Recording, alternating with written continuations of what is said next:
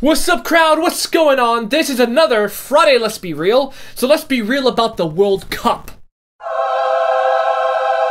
What is going on? I don't get it. Everyone can agree that this World Cup has been really weird. The great teams have been playing poorly. The poor teams have been playing very greatly. Greatly. No entiendo! I don't understand. There's so many things I could talk about in this video, but since I'm Brazilian, let's talk about Brazil. What happened in our game against Germany cannot be explained. No one on the face of the earth can explain it. We all have our different opinions, our different theories, but when it comes to the end of it, we don't know. But this is one thing I'm gonna rant about. It's okay to be upset. Trust me, I was upset. Watching that game, it felt like I was in a dream, like a nightmare. Didn't feel real. It felt like it kept replaying the goals over and over again, but the number kept going. 1, 2, 3, all the way to 7. It was heartbreaking. It was heartbreaking for me because I love these guys. I love David Luiz, or Davi Luiz if you're Brazilian. I felt like I created a love for these guys just to see what they went through, their training, all the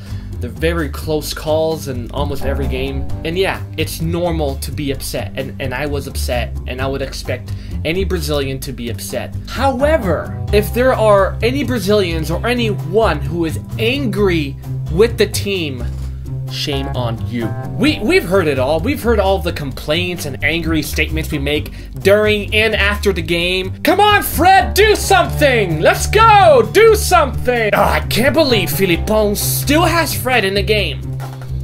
And we become really angry with these people. Oh, but you were fine with Fred in the Confederation Cup, right? You were okay then with him, but now, let your wrath go upon him. See, my question is, what were you doing while they were running around playing soccer or football?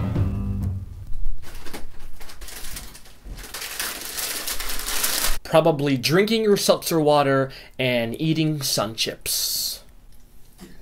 Come on, do better! You guys suck! Oh, you are stale. Oh. How old are these? Oh, that was a joke. No one drinks seltzer water and eats sun chips during the World Cup, except me. Like this video if you like seltzer water. Schweppes. Whoa! Is that in German? What is going on with the world? They are the winners. And I didn't even know it. So basically you weren't doing anything. We weren't doing anything. We weren't training with them. We weren't running. We weren't shooting the ball. We were not even close to it. Unless you were actually there in the stadium rooting them on, you didn't do squat. So cut Fred some slack. Cut the team some slack. They are human beings with feelings. And they've already moved on. So move on. But two things that I've learned from this World Cup is one, it brought my family together. I usually only see my cousins and aunt probably during Christmas, and the occasional baby that tends to pop out once in a while. Just once in a while. But this year, we've seen each other a few times in the same month. That was awesome. So the World Cup has brought our family together, and I bonded with my second cousins more than I've ever bonded before. So for me, that's a victory. But the second thing I've learned is that we idolize performance, and the World Cup just sort of revealed that to all of us. We idolize Brazil's performance. We do it every World Cup. We expect them to perform in such a way that they have victory over all of the teams of the world, and they win, and we become happy. We just... we have joy in our soul, if you will. So even though Brazil is doing their best or trying really hard, or any other team, when they don't perform the way we want them to, we get angry. Then all of a sudden, the world is falling apart. Tim, the world is not falling apart because of the World Cup. That's not what I mean. What I'm saying is, we idolize performance, period. For example, if we're dating someone and we expect them to perform a certain way, to act a certain way, to live a certain way, to talk, walk, do things a certain way, and they don't accomplish that, then we get very angry or upset or let down or rejected. And that is a cause for much depression, loneliness, and anxiety, and you can fill in the blanks. The same thing goes for our spouse. We've committed to them, we said we love them, and all of a sudden they don't live or behave the way that we want them to, so then we decide, I don't want this, I did not sign up for this, so I don't love you anymore. But it also goes the other way around.